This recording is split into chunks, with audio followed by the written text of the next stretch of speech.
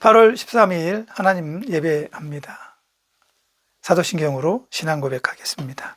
전능하사 천지를 만드신 하나님 아버지를 내가 믿사오며 그 외아들 우리 주 예수 그리스도를 믿사오니 이는 성령으로 잉태하사 동정녀 마리아에게 나시고 본디오 빌라도에게 고난을 받으사 십자가에 못 박혀 죽으시고 장사한 지 사흘 만에 죽은 자 가운데서 다시 살아나시며 하늘에 오르사 전능하신 하나님 우편에 앉아 계시다가 저리로서 산자와 죽은 자를 심판하러 오시리라. 성령을 믿사오며 거룩한 공회와 성도가 서로 교통하는 것과 죄를 사해 주시는 것과 몸이 다시 사는 것과 영원히 사는 것을 믿사옵나이다. 아멘. 찬송가 199장입니다. 나의 사랑하는 책.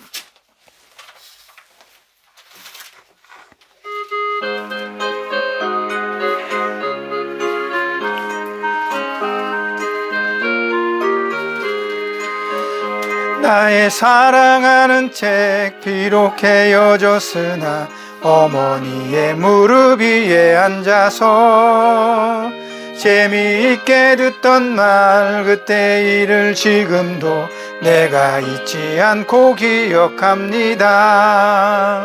귀하고 귀하다 우리 어머니가 들려주시던 재미있게 듣던 말 이 책 중에 있으니 이 성경 심히 사랑합니다. 옛날 용맹스럽던 다니엘의 경험과 유대 임금 다윗 왕의 역사와 주의 선지 엘리야 바람 타고 하늘에 올라가던 일을 기억합니다. 귀하고 귀하다 우리 어머니가 들려주셨던 재미있게 듣던 말 이 책 중에 있으니 이 성경 심히 사랑합니다. 예수 세상 계실 때 많은 고난 당하고 십자가에 달려 죽임 당한 일 어머니가 읽으며 눈물 많이 흘린 것 지금까지 내가 기억합니다. 귀하고 귀하다 우리 어머니가 들려주시던 재미있게 듣던 말 이 책 중에 있으니 이 성경 심히 사랑합니다.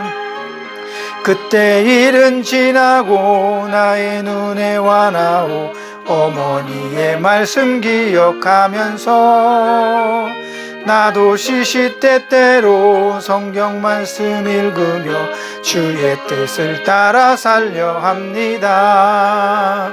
귀하고 귀하다 우리 어머니가 들려주시던 재미있게 듣던 말 이 책 중에 있으니 이 성경 심히 사랑합니다. 아멘. 기도하겠습니다. 하나님, 또 우리가 하나님 앞에 예배합니다.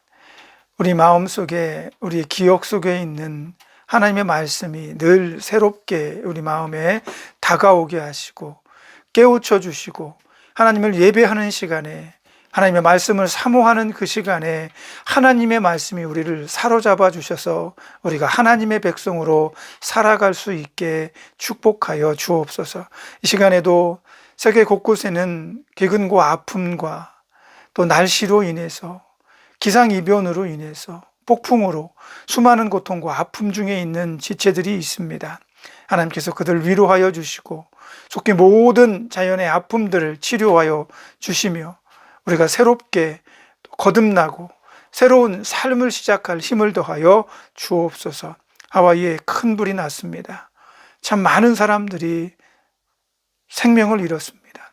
그들의 아픔과 고통 가운데 주님 함께 하셔서 회복시켜 주시고 속히 모든 것이 제자리로 돌아갈 수 있도록 축복해 주옵소서. 이 시간에도 하나님 예배할 때 우리 마음과 생각을 주께 고정하게 하시고 사단이 우리 마음 휘젓지 못하게 지켜주옵소서. 예수님의 이름으로 기도합니다. 아멘.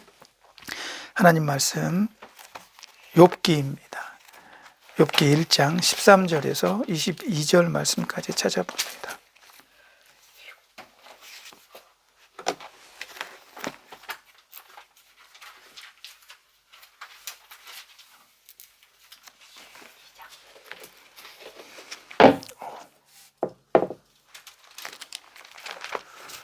욥기 1장 13절에서 22절입니다. 찾은 것을 알고 한 절씩 교독하여 읽겠습니다. 제가 먼저 읽고 마지막 절은 함께 읽습니다.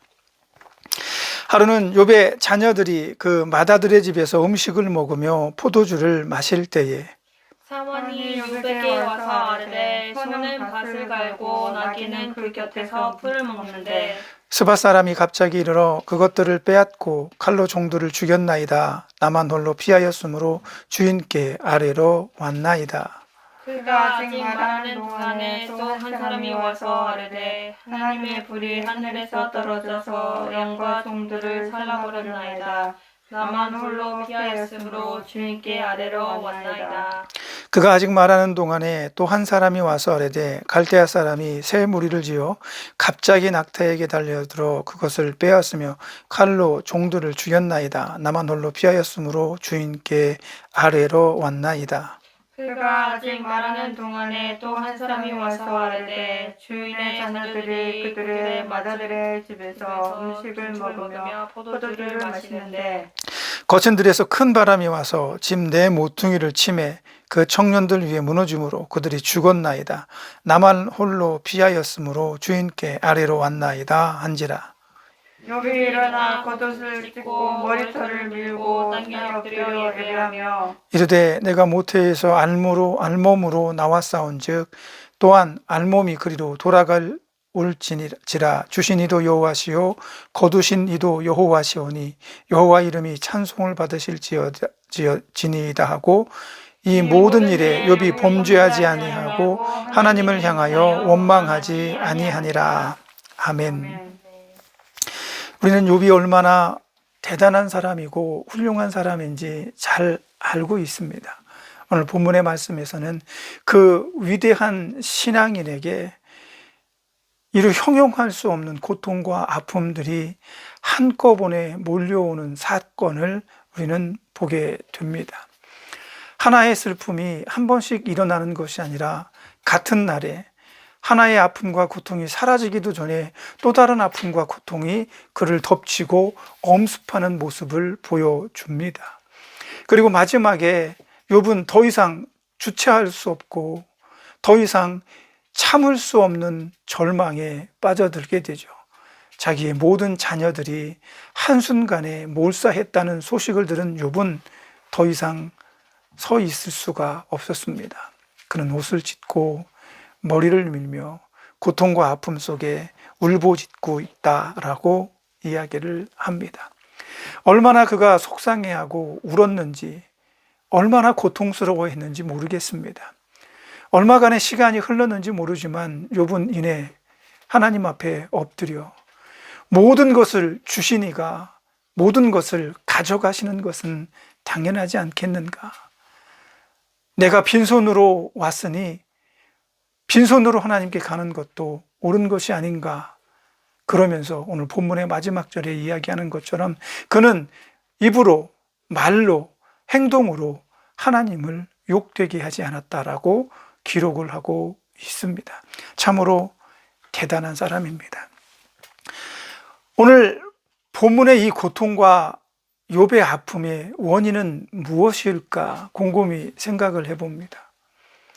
왜 참 훌륭하고 대단한 신앙인인 욥은 이런 고통과 아픔 속에 빠져야 했는가? 왜 욥은 이런 고통을 받아야 했는가라는 의문이 들었습니다. 재밌는 얘기지만 누구 탓일까요? 누구 때문에 이 일이 벌어진 걸까? 저는 곰곰이 생각하면서 아니야, 아니겠지.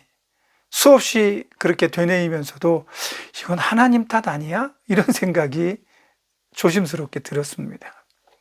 욥이 어떤 사람입니까? 1장 5절에 보면 욥은 당대의 의인입니다. 그 의인의 삶이 어땠냐 하면 자신뿐만 아니라 자기 자녀들까지도 하나님 앞에 이끌고 신앙의 온전한 모습을 가지게 하기 위해서 늘 노심초사했습니다.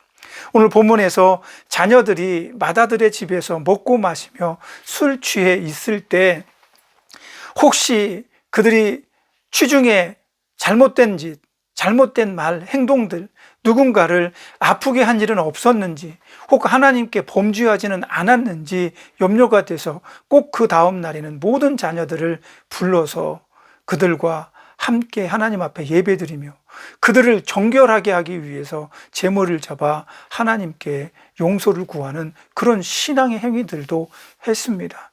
그런 신앙의 행위들을 가지고 있는 욥에 대해서 1장 5절에서는 욥의 행실이 항상 이러했더라라고 결론을 짓습니다. 다시 말하면 욥은 항상 그렇게 의롭고 바르고 온전한 사람이었다라는 사실입니다. 성경에서 이야기하는 것처럼 욥은 그런 사람이었습니다. 노심초사 내가 하나님 앞에 범죄하는 것은 없는지, 내가 이웃들에게 실수하는 것은 없는지, 누구를 아프게 하는 것은 없는지, 혹 씻을 수 없는 그런 치욕과 아픔이 있으면 곧바로 하나님 앞에 엎드려 기도하고 간청하고 회개했습니다. 그런 사람이었습니다. 그런 사람이었기 때문에 오늘 욥은 이런 고통 가운데 있었던 건 아닌가라는 생각도 해봅니다. 왜냐하면 그런 욥을 바라볼 때 하나님은 매우 흡족해 하셨습니다. 그리고 바로 1장에 나오는 것처럼 사단이 온 세상을 두루다니다가 하나님 면전에 왔을 때 하나님이 뜬금없이 욥에 대해서 자랑하는 것처럼 보입니다. 네가 내 사랑하는 종 욥을 유의하여 보았느냐? 아유, 보았다 마다요. 참 대단합니다. 그런데 하나님, 까닭없이 그가 하나님을 경외하겠나이까? 라고 이야기를 합니다. 굉장히 중요한 얘기입니다. 까닭 없이 하나님을 경외하겠나이까? 오늘 본문의 말씀은 왜 교회에 다니는가? 라는 제목으로 여러분에게 전해드리려고 합니다. 왜 교회에 다닐까? 왜 신앙생활 할까? 왜 나는 믿음의 길을 걷고 있는가?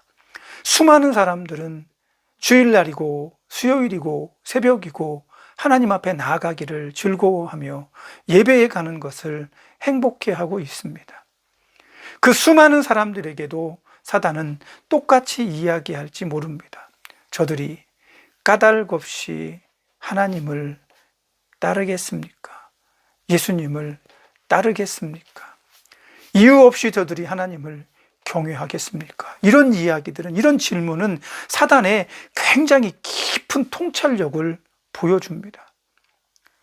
인간들이 이유 없이 하나님을 섬기겠습니까? 이유 없이 교회에 다니겠습니까? 거기에는 이유가 있을 것입니다. 라고 말하는 거죠. 이 이야기 때문에 오늘 욥은 이 고통 속에 빠지게 됩니다. 욥이 그렇게 믿음이 좋고 신앙이 좋다면, 하나님께서 인정하셨다면 끝입니다. 그러나 하나님은 무언가를 증명하실 필요가 없으신 분인데 마치 사단에게 그럼 네가 한번 잘 보아라 라고 하시는 것 같습니다. 그러면서 욥의 생명, 욥의 몸에는 절대 손을 대지 말라라고 경고를 하죠. 그래서 사단이 할 수 있는 모든 방법을 동원해서 욥이 가진 모든 것을 다 빼앗기로 결정을 합니다. 그리고 그 일은 어느 날 갑자기 단 하루 만에 그 가정에 불행으로 나타나게 되는 거죠. 여기서 저는 한 가지 의문이 들었습니다. 수많은 사람이 죽었습니다. 욥의 종들도 죽었고 욥의 자녀들도 죽었습니다. 욥이 이 되어진 모든 일들이 하나님의 계획이며 하나님의 뜻이었다라는 것을 알았다면 오늘 본문의 마지막처럼 고백할 수 있었을까? 의심도 살짝 해봅니다. 물론 그렇더라도 그는 하나님께 범죄하지 않았을 거라고 봅니다. 왜? 그만큼 훌륭한 사람이기 때문입니다. 그러나 욥의 마음속에는 고민이 됐겠죠. 고통이 있었을 겁니다. 하나님 때문에 이렇게 된 거야. 하나님 때문에 내가 지금 이런 아픔과 내 자녀들을 다 잃은 거야. 이런 생각이 만약에 그 안에 들어간다면 그는 얼마나 괴로웠을까. 사단이 노리는 것이 바로 그것입니다. 까닭 없이 하나님을 경외하겠나이까. 저 사람들이 이유 없이 교회에 나가겠습니까? 지난주에도 말씀드렸지만 요즘에 미국 젊은 사람들한테 왜 교회에 나가지 않는가라고 물으면 신이 뭐냐, 나 먹고 살기도 바쁜데 그 시간에 내가 먹고 살아야지 어떻게 내가 교회에 나가 있느냐, 이런 이야기들을 많이 한다고 합니다. 먹고 사는 일 때문에 교회에 나아가는 것, 하나님을 찾는 것을 안 하겠다라고 이야기합니다. 경제적으로 어렵고 힘들고 육체적으로 괴로우면 우리는 하나님을 찾는 것이 그만큼 어렵다는 걸 압니다. 그러나 다시 생각해 봅시다. 그들의 부모는, 우리의 부모 세대는 더 힘든 과정에도 하나님을 섬기며 살았습니다. 더 많이 배를 고라도 하나님을 의지하며 기도하며 살았습니다. 그러나 지금 같은 시대는 더 많이 풍족하고 더 많이 넉넉합니다. 그럼에도 불구하고 요즘의 세태는 자기가 먹고 쓰고 입는 것에 치중하느라 하나님 섬길 시간이 없습니다라고 은연중에 말을 합니다. 그렇게 된 이유가 뭘까요? 오늘 욥의 자녀들은 믿음이 좋은 아버지를 만나서 믿음이 좋은 신앙의 모습들을 보고 자랐을 것입니다. 그러나 오늘 본문의 짧은 이야기들 속에서 욥의 자녀들은 스스로 자기들의 몸을 정결하게 할 수 있는 능력이 없었나 봅니다. 꼭 욥이 데려다가 함께 기도하고 하나님께 이렇게 해야 된다, 이렇게 해야 된다라고 가르쳤던 것 같습니다. 그럼 그런 그들이 하나님의 이 시험 때문에 일찍 죽었다면 그들의 영혼은 하나님 나라에 갔을까? 구원받았을까? 하나님께서 욥을 시험하기 위해서 사단에게 그런 고통과 아픔의 시험들을 허락하셨기 때문에 그들이 죽었으니 정상 참작은 해주시겠지. 그 종들도 그렇지 않겠어? 그들의 뜻이 아니잖아. 그냥 갑자기 죽은 거 아니야. 어느 날 죽은 거 아니야. 어느 날 아픔이 온 거 아니야. 어느 날 고통이 온 거 아니야. 그들 잘못이 아니지 않을까?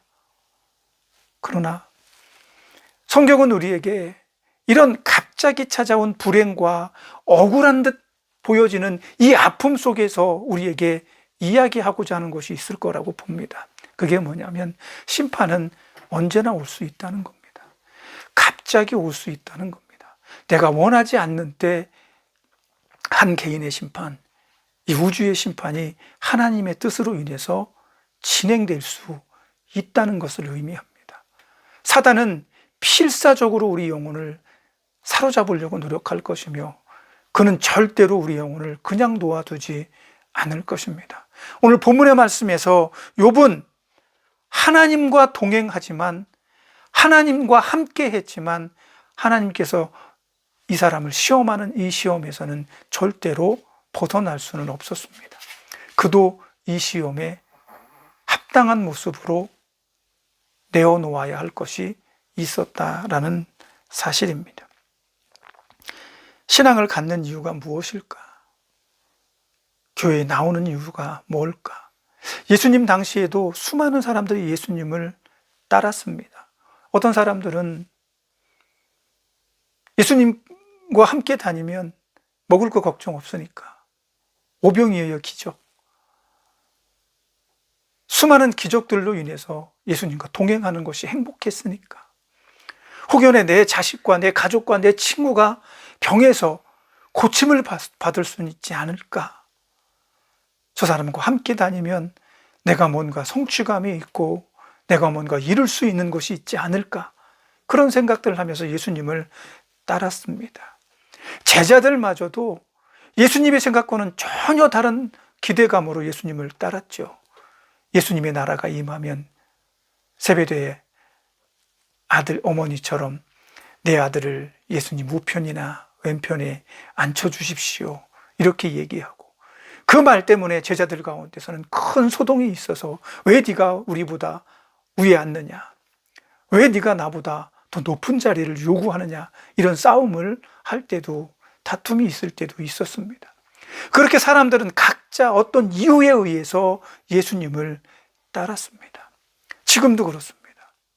어떤 경우에 성도들과 함께 전도에 나가면 그런 말들을 종종 합니다. 어떻게 전도하십니까? 친구들에게, 다른 사람 참 어려우니까 친구들한테 가서, 야, 우리 교회 나오면 정말 행복해. 마음이 얼마나 평안한지 몰라. 우리 교회 나오면 모든 병이 다 없어질 거야. 이렇게 전도를 한다고, 복음을 전한다고, 인도하려고 한다고 해요. 틀린 얘기는 아니지만 우리의 복음의 핵심은 그런 것들이 사실은 아닙니다. 우리가 예수님을 따를 때, 우리가 예수님을 따르는 이유는 그런 것들이 아닙니다. 내가 예수님을 따르고 내가 교회에 나오는 이유들이 만일 그런 것이라면 내가 행복해지지 않으면 교회를 떠나게 됩니다. 내가 원하는 것을 가지지 못하면 교회를 갈아타게 됩니다. 어떤 분들은 권사가 되고 싶고 장로가 되고 싶고 집사가 되고 싶어 합니다. 만일 그것이 뜻대로 되지 않으면 기꺼이 다른 교회로 옮겨가기도 합니다. 교회에서 얻은 직분으로 열심히 헌신하고 충성하면서 그것이 너무 행복하고 좋아서 교회에 열심히 출석하시는 분들도 있습니다. 물론 그 동기들은 믿음이겠죠. 그러나 중요한 것은 사단은 그 사람의 속마음을 우리보다 더 잘 알고 있다는 겁니다.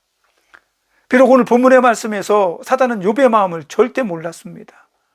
자기가 생각하건대, 자기가 봤을 때 수많은 인간들, 수백 년 동안, 수천 년 동안 사단이 경험했던 그 인간들을 바라보면서, 아, 인간들은 대략 이렇더라, 이런 부분에 약하더라, 이게 약점이지, 너는 이거면 약할 것 같아, 너는 이거면 넘어질 것 같아, 이런 거에는 달인이라고 봐도 되죠.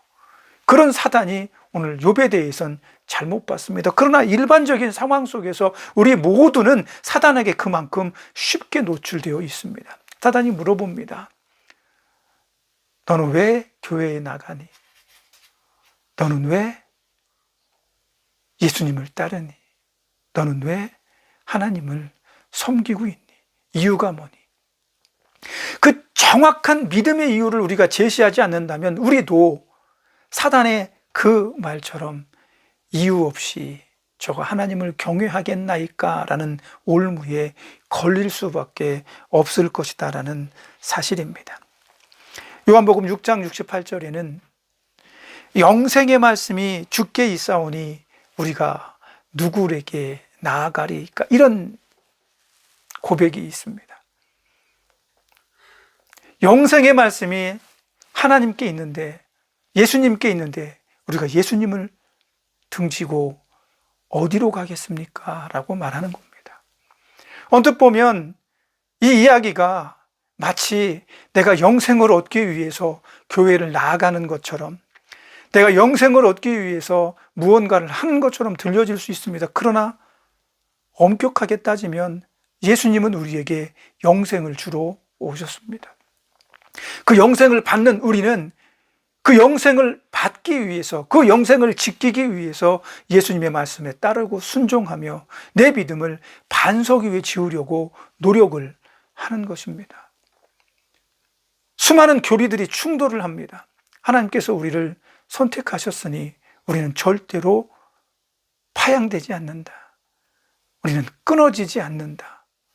이 말씀이 우리 마음속에 너무 확고하다 보니까 그 확고한 마음으로 바른 삶을 살고 예수님의 뜻대로 옳은 길을 걷고 욥처럼 그의 행실이 늘 한결같이 그러하였더라, 믿음의 사람이었더라라고 고백되면 좋은데, 우리는 그 자부심 때문에, 그 넉넉한 평안함 때문에 자꾸만 다른 길, 다른 것들에 눈을, 마음을 뺏기고 빼앗기게 된다는 겁니다.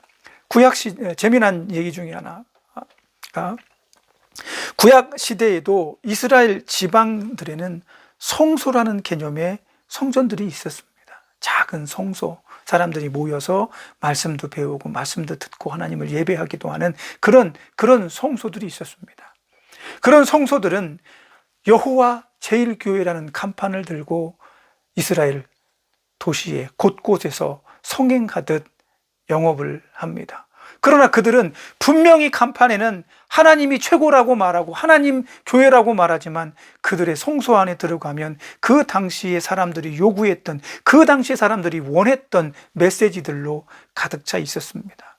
바알이 이야기하는 축복, 다산, 성도들에게 그런 것들을 팔았습니다. 그들은 말합니다. 우리는 그렇게 하지 않으려고 그랬는데 그렇게 안 하면 이 성소가 운영이 안 됩니다. 사람들이 안 와요. 자기들이 듣고 싶은 얘기를 안 해주면 그들은 교회의 걸음을 끊습니다. 이러면서 이스라엘의 온 성소들은 썩어가고 문드러지기 시작을 합니다.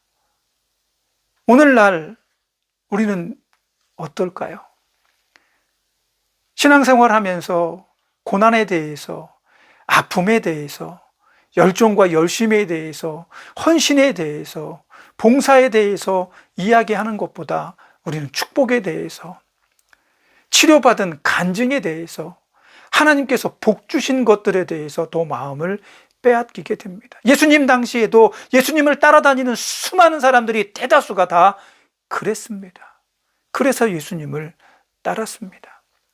그런데 예수님께서 붙잡혀 십자가에 달려 돌아가시자 모든 사람들은 뿔뿔이 흩어지게 됩니다.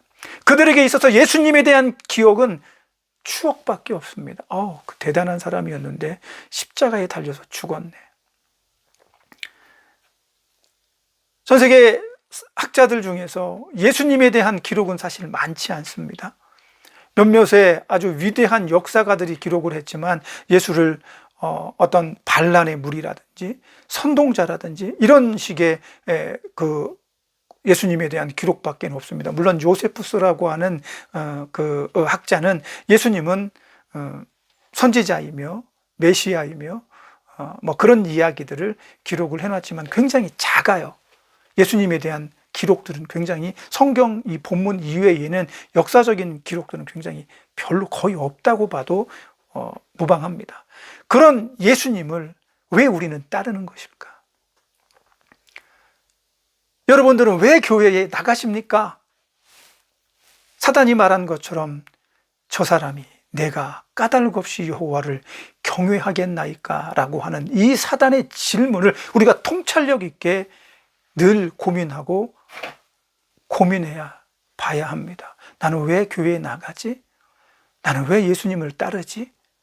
나는 왜 하나님을 예배하러 나아가는 것이지? 이런 질문들이 우리 안에 스스로에게 살아있게 역동성 있게 질문되어지지 않는다면 우리는 나도 모르는 사이에 교회에 나아가는 이유가 다른 것들로 바뀌어져 있는 것을 발견하게 될 겁니다.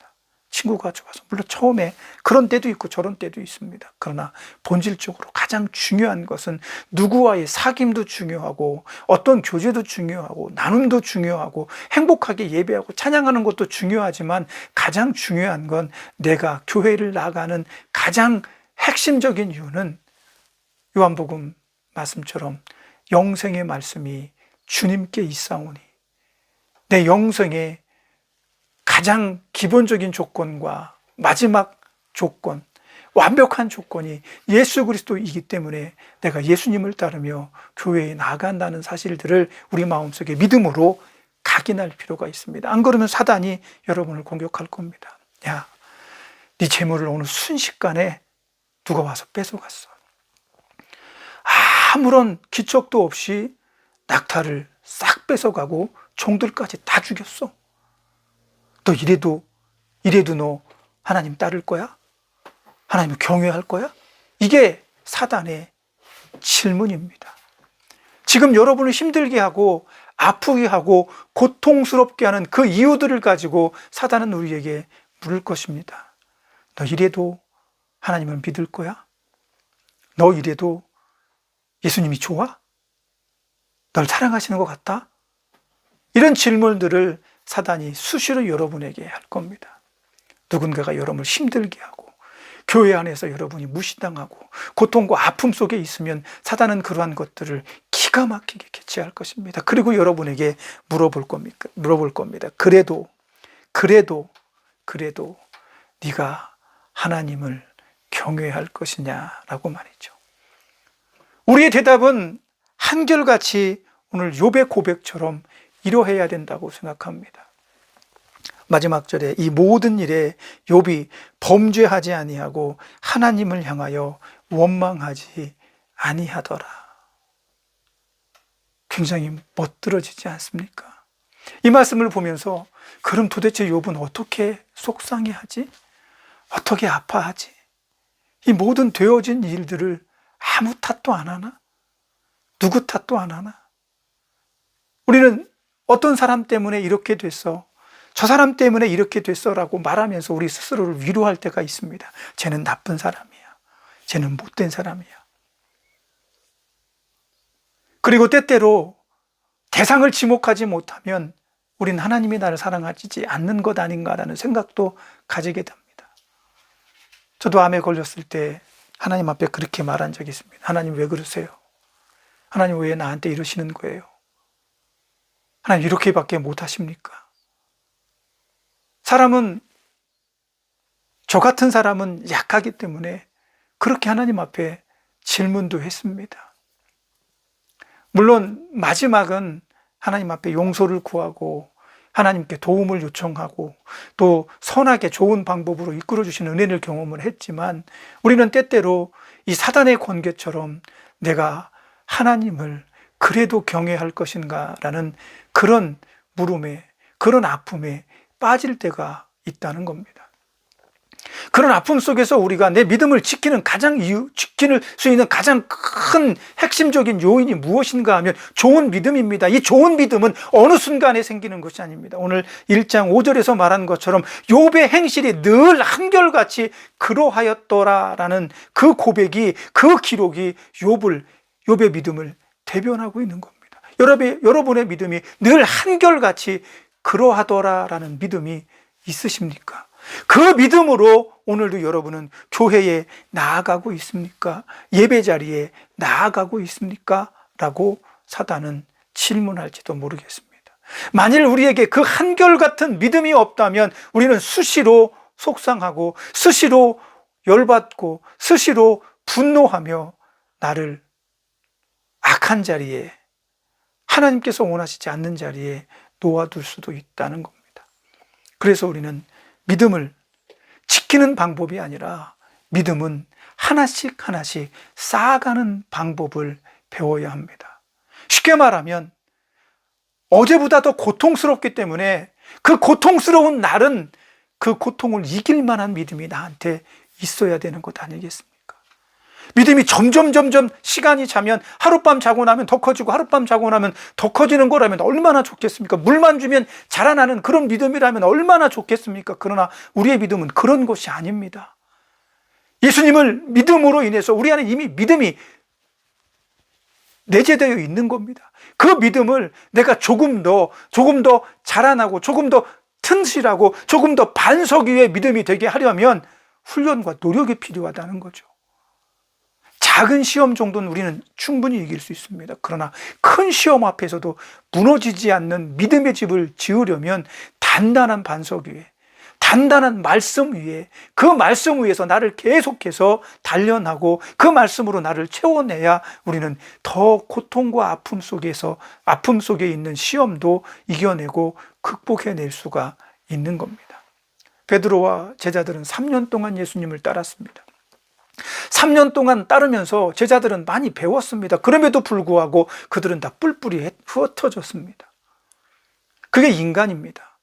예수님께서 다시 오셔서 그들을 하나씩 다시 회복시켜 주시고 다시 세워주시지 않았다면 그들은 여전히 어부로 살았을 것이며 여전히 별 볼 일 없는 사람으로 살았을 것입니다. 그러나 그들 안에 있는 예수님에 대한 배움과 예수님에 대한 가르침들이 어느 순간에 그들에게 깨달음을 주고 그들은 다시 이루 말할 수 없는 아름다운 하나님의 사역 가운데 사도라는 이름으로 쓰임을 받는 영광스러운 역할을 감당하게 되는 거죠. 여러분들에게 사단이 묻습니다. 왜 교회에 나가십니까? 이유 없이, 까닭 없이 뭐 때문에 나가는데? 라고 물어보시면 무엇라고 대답할 것인지, 여러분 마음속에 나는 왜 교회에 나가는 것인가 라는 것에 대한 믿음의 정립을 반드시 해야 한다라고 믿습니다. 이제 한 주간 우리는 또다시 믿음이라는 이름으로 한 주간을 살아갈 것입니다. 우리가 믿음이 없다면 믿음의 삶, 믿음의 길이라고 말하지 않을 것입니다. 우리가 우리의 길과 우리의 삶과 우리의 하루의 일과 속에 믿음이라는 이름을 갖다 집어넣으면 우리는 믿음으로 그 하루를 살아야 합니다. 그냥 일상적으로 똑같이 다른 안 믿는 사람과 살아가는 것이 아니라 오늘의 시작을 눈을 뜨면 믿음으로 시작을 해야 됩니다. 오늘 하루가 다 가도 믿음의 삶을 살았다라고 회상할 수 있어야 됩니다. 그러면 어떤 삶을 살아야 합니까? 어떻게 살아야 합니까? 회사에 출근했는데 책상에 앞에 앉아서 성경책만 읽을 겁니까? 책상 앞에 앉아서 기도만 할 겁니까? 그게 믿음의 삶입니까? 아닙니다. 믿음의 삶이라고 하는 건 내가 교회에 나가서 기도하고 말씀을 배우고 말씀을 듣고 깨달음을 얻은 것들을 차곡차곡 쌓아서 그것이 발현되어져서 똑같은 하루의 일상을 살지만 그런 믿음의 삶을 살고 있는 사람이 되어야 합니다. 부정한 말을 하지 않고, 이건 예의잖아요. 한 가지 예일 뿐입니다. 사람들에게 선하게 대하며 내 이웃을 내 몸과 같이 사랑하는 이 모든 것들은 그저 말씀에 순종하는 겁니다. 이 순종할 수 있는 원동력이 바로 믿음이라는 거죠. 이 믿음은 하나님의 말씀과 예수 그리스도의 가르침이 내 안에서 차곡차곡 쌓여서 반석과 같은 믿음의 집을 지었을 때 가능하게 되는 겁니다. 그러므로 하루의 일상을 살면서 예수님의 말씀들을 묵상하십시오. 생각하십시오. 더 많이 읽으셔야 합니다. 여러분의 남는 시간에, 남는 시간이 아니라 여러분이 시간을 쪼개서, 아무리 바빠도 시간을 쪼개서 하나님의 말씀을 듣고 또 기도하고 하나님과 동행하는 법들을 여러분 스스로 만들어내지 않는다면 여러분은 계속해서 걸음마 수준의 믿음만 가지게 될 겁니다. 이런 마음들을 자주 갖죠. 그러나 또 자주 잊어버립니다. 한동안 살다가 또 언제 그랬냐는 듯 또 그렇게 옛날로 그냥 돌아갑니다. 그럴 수 있습니다. 그러나 깨닫게 하시는 성령의 역사가 여러분에게 늘 있기를 바랍니다. 그래서 고추 세우고 또다시 바로잡고 또다시 바른 길을 걸어가려고 하는 믿음의 싸움들을 내가 해낼 때 오늘 하루가 믿음의 길을 걷는 삶을 살게 되는 겁니다. 여러분 아마도 오늘 본문 이후부터 더 많은 고통 속에 처하게 될 겁니다. 지금까지는 내 가족이, 내 종이 죽고 내가 가지고 있는 것들을 다 잃고 내 자녀가 죽었지만 이제부터는 자기 육신에 대한 공격과 고통 속에 처하게 될 것입니다. 이건 더 괴로운 겁니다. 더 아픈 겁니다. 몸이 아프고 몸이 힘들어지면 처음에는 괜찮습니다. 그러나 그 기간이 오래되면 다 싫어집니다. 다 미워집니다. 다 절망하게 됩니다. 이런 일들이 벌어져요. 그런 절망과 고통과 아픔과 미움 속에서도 욥은 여전히 그 믿음을 지킬 것이라는 사실을 우리는 압니다. 그 원동력이 바로 날마다 한결같이 하나님 앞에서 의로운 삶을 살려고 했던 욥의 몸부림에서부터 시작되어진다는 것 함께 기억하시길 바랍니다. 그리고 여러분도 이 한 주간에 여러분의 믿음의 씨름이 무엇인지 정하십시오. 소소하게 말씀도 듣고 읽고 머리를 키우는 것이 아니라 하나님께서 말씀하시고 예수님께서 말씀하신 그 말씀을 어떻게 순종할 것인지 고민하는 것이 필요합니다. 시대가 너무 좋아져서 매우 훌륭하고 매우 아름다운 설교자들, 목사님들이 많습니다. 재미난 설교도 많이 있고 말씀도 많습니다. 그러나 아무리 재미있고 유익하고 여러분에게 학적으로 신학적으로 아주 많은 깨달음을 준다 할지라도 그 모든 것의 중심은 매우 간단합니다. 그 많은 가르침들 속에서 우리가 추구해야 할 것은 하나님 앞에서 우리는 한결같은 모습으로 믿음으로 살아가는 것이다라고 하는 겁니다. 태초에 하나님이 천지를 창조하시니라. 이 말씀 하나가 우리의 믿음입니다. 그 믿음을 지키기 위해서 하나님은 수많은 하나님의 말씀들을 이 성경에 기록해 두었습니다. 때로는 너네들이 이렇게 하니까 옛날에 이렇게 했다가 어려움 당했다, 앞으로 하지 마라, 그런 이야기들이거든요. 여러 가지 고민할 게 없습니다. 욥은 하나님께서 자기에게 주신 모든 것을 다시 하나님께서 가져가셨다라는 사실에 순응합니다. 이 배움이, 이 사람의 이 하나님에 대한 지식이 이런 고백을 만들어낸 겁니다. 여러분이 진실로 모든 것을 하나님께서 내게 주셨다면 모든 것을 하나님이 가져가실 수 있는 분이라는 것을 인정해야 할 필요가 있다라고 욥은 말하고 있는 겁니다. 그러므로 여러분 안에 왜 예수님을 따라야 되는가? 나는 예수님을 따라가고 있는가? 교회에 나아가고 있는가? 라는 질문을 이 한 주간도 가슴 깊이 스스로에게 던져서 하나님께서 원하시는 믿음의 결단과 믿음의 응답과 믿음의 고백을 할 수 있기를 예수님의 이름으로 부탁드립니다. 기도하겠습니다. 하나님, 이유가 있어서 하나님을 섬긴다라고 사단은 인간의 연약한 속마음을 꿰뚫어 보고 있습니다. 우리의 이유가 단순히 병을 치료하고 축복을 받고 모든 일이 잘 되어지기 위해서 예수님을 따른다고 한다면 사단에게 우리는 곧 걸려 넘어지는 실수를 범하게 될지도 모릅니다. 고백하건대 우리는 결단코 그런 이유가 아니라 우리 안에 영생의 길을 제시하신 예수 그리스도의 이름이 있음에 그 이름을 따르며 그 가르침에 순종하며 그 가르침대로 살려 노력하는 믿음의 사람이라는 것을 무엇보다 확실하게 확고하게 정립하게 하여 주셔서 이 한 주간에도 하나님의 말씀과 예수 그리스도의 가르침을 마음에 두고 한 시절 한때 그 찰나의 순간도 믿음으로 살아갈 수 있는 큰 은혜 더하여 주옵소서. 예수님의 이름으로 기도합니다. 아멘. 찬송가 부르겠습니다. 350장입니다. 우리들이 싸울 것은 찬송합니다.